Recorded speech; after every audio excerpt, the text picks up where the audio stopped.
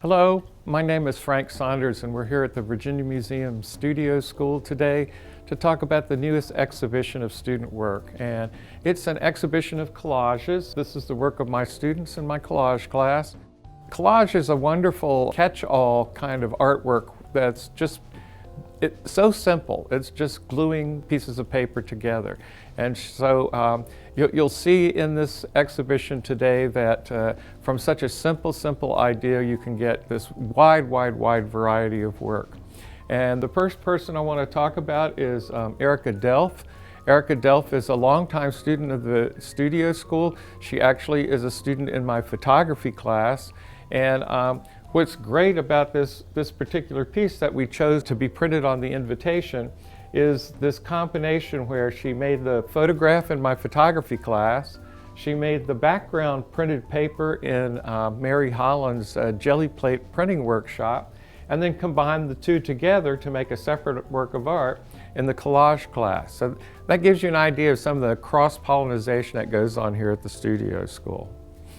So Erica has 4 pieces in the exhibit, and as you look from one to the other, you'll see her really strong design sense and the way that she uses patterning over and over again in her work to give structure and to add variety.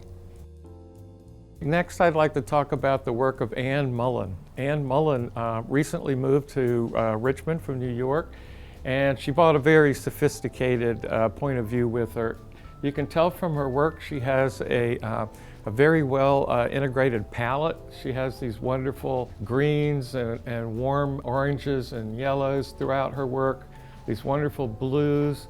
And she's another example of someone who uses different techniques and combines them all in the work that she puts together in her collages. She uses a lot of handmade paper, and she makes paper herself. She tears up different kinds of scrap paper and soaks it, and then makes new sheets of paper out of it to use. And I believe this background in this piece with all the airmail stamps and ephemera, that backdrop is paper that she made. She also makes these printed papers, and she has taken different pieces of the printed paper she's made in the past and combined them in this collage. And another wonderful way that you can use materials in collage is that you may have some very personal sort of mementos that you want to use in a collage. And in this one, she's used a telegram that's sort of a family joke. This is a telegram that her parents sent her maternal grandparents when they were going off on a trip. So that was sort of a memory bank of that experience for her.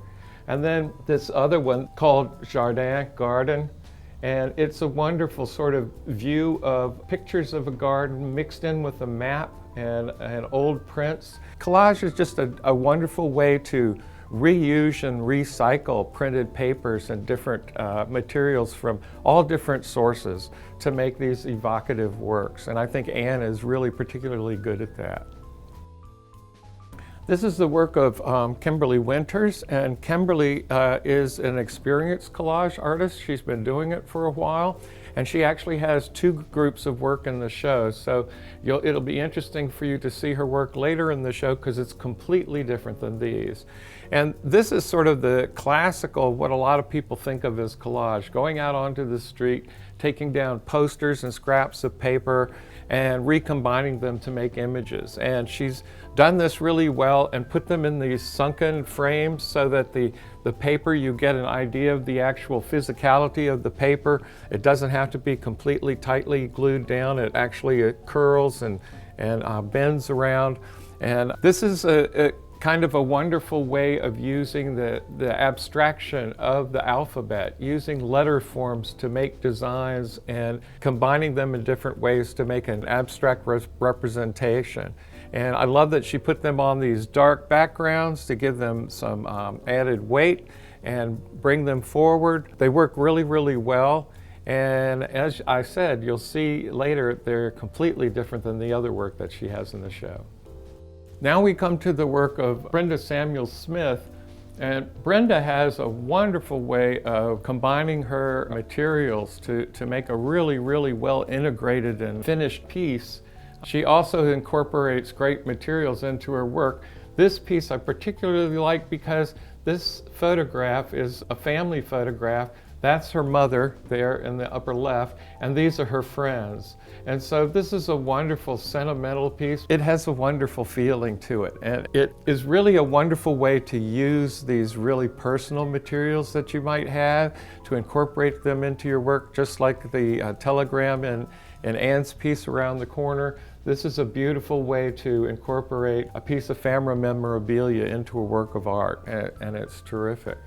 And when I talk about how Brenda's work is so finished, these two pieces are the ones that I'm thinking of. They have this wonderful quality. It's very, very difficult to use pictures out of magazines and then incorporate them and them not be a little bit jarring. And she has done this so successfully in these two collages, and using these backgrounds that she made, or these, I know that she gets papers from these specialty paper companies, and so I think it's the perfect palette for the pictures that she's chosen to glue on them. And then a lot of the students here at the studio school have been talking about this particular piece because of the textured paper and the way that it's all put together. And Brenda told me that this is also made out of a specialty paper that she buys from one of these paper dealers, but that she goes back and paints it. So all the colors and all the painting, all that part is something that she did, and then cut out the pieces and put them together. So very, very reminiscent of a quilt. It almost has a landscape quality to it. Beautifully, beautifully executed. Now we've come back around to the work of Kimberly Winters, and Kimberly, if you remember, did the poster collages that were in the show earlier. And these are other works of Kimberly's, and you see how completely different they are. Very complex, very intricate, multiple layers. I remember when she was working on them and she was struggling to figure out how to put all these different parts in there. Frames, there's old paper, there's handwriting, there's letters, there's pages out of books. And then she's integrated these frames on top of the pieces are on a board. It's so intricate. I remember her working on it and trying to figure out how to put all the elements together. And so this is how intensely complex collages can become. And in fact, her work, this work, is so three-dimensional, and the actual basis of the work is part of the work that I'd almost call it an assemblage instead of a collage. It's not really two-dimensional, it's three-dimensional, and it has this wonderful, wonderful presence and character because of its three-dimensionality. So that shows that same artist, working in two different ways, two different approaches, can make very startlingly different work using the same techniques. So I'm going to move over here. These are by Kingston, and Chris has a really, really strong design background, and you really see it in her work. The pieces are put together and sort of like an intricate puzzle, but everything seems to be placed really, really well. All the juxtapositions work. She makes different parts come forward and different parts recede by their placement. You see this face is in this little cutout that gives it more emphasis. The tiger, of course, is coming running forward. These are made out of old sheet music, illustrations, some political cartoons, all kinds of different things put together. And she also uses copies made on clear film. So you can go to a Xerox machine and you can get a special film that you can copy on, and it will leave the background clear, so you can layer all these different layers. And you see the same thing happening in these collages over here. This has this intricate maze-like drawing on the actual front of the piece. That's clear, and behind it you see all the old illustrations of the Scarecrow from The Wizard of Oz, one of the older illustrated editions. And the same thing down here, this is called Hunger, and it kind of gives you a sort of dystopian, dark look at what it's like to have the things that you really want and need right in front of you, but not having access to them. So in some ways it's kind of a statement on this period of time that we've been going through. But they're all beautifully done, and really strong sense of color and beautiful strong sense of design. Okay, next the work of Claire Coons. Claire is another student who's been making collages for quite a while, so she has a lot of experience, and she's also a very active printmaker and photographer. So a lot of those materials that she produces in printmaking classes or in her photography make their way into her collages too. So you can see just by going across here the variety of different elements that she's able to use. She's inked leaves and put them down on paper and printed them. She's taken a photograph and combined them with what looks like a painted surface in the background, and maybe there's more photographs under the printed surface, it's hard to tell. Using the printed papers she's made in the printmaking classes, she's cut out shapes and combined them to make these more modern designs. And the same thing here, she's used papers that she's created in the printmaking process and combined them to make a collage. And she's very prolific, very hardworking, and has a wonderful color sense and design sense that comes through in her work.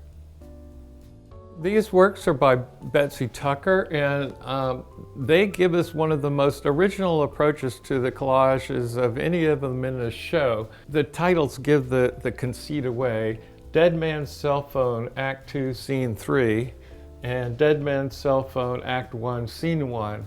So what you're seeing are clues to a mystery, a murder mystery, and there's a lot of clues in here. There's alcohol involved, there was a gun involved, there's a burnt piano, there's all kinds of different elements that combine to give you this sense of mystery, this sense of foreboding, this sense that something's happened, but I don't know all the parts and I can't put them together quite yet, which is basically what a play about a murder would be.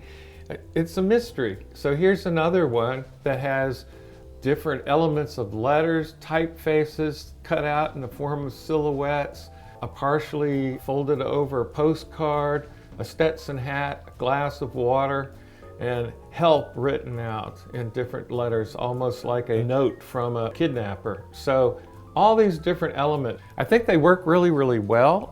It makes me want to know what the story is. So I think as far as that goes, they're very successful. Next we come to the work of Cathy Mestier, and Cathy has a very, very interesting approach to her work.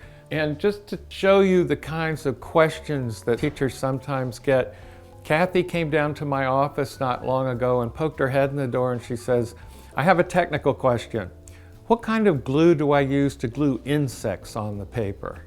And so that threw me for a minute, but just a minute. I knew what kind of glue to use to glue insects on paper, but if you take a close look at this one, it's called crawfish burrow.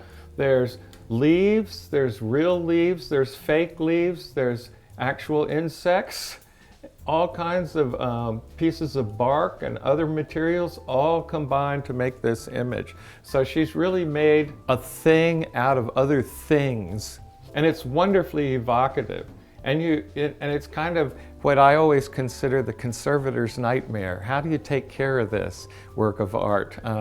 My friends in paper conservation would be, well, flummoxed, I think is the word.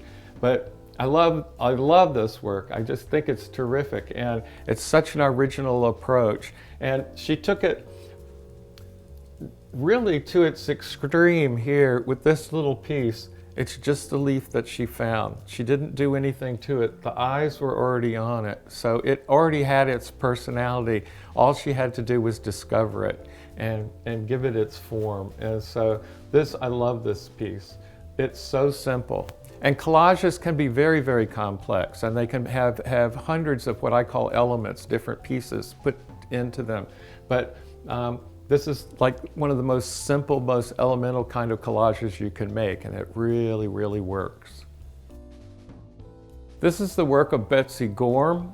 I think if you might remember when we were talking about Brenda Samuel Smith, I was saying how difficult it is really to take pictures from a commercial magazines and combine them so that they work together seamlessly and make a new image, that you don't have the distraction of thinking about the magazine when you're looking at it. And she's been very, very successful with these collages here. Here's the pandemic issue, Head Out of the Sand, where she's got an ostrich, and then runs of text that are talking about the pandemic, and then this different colored, almost confetti across the top.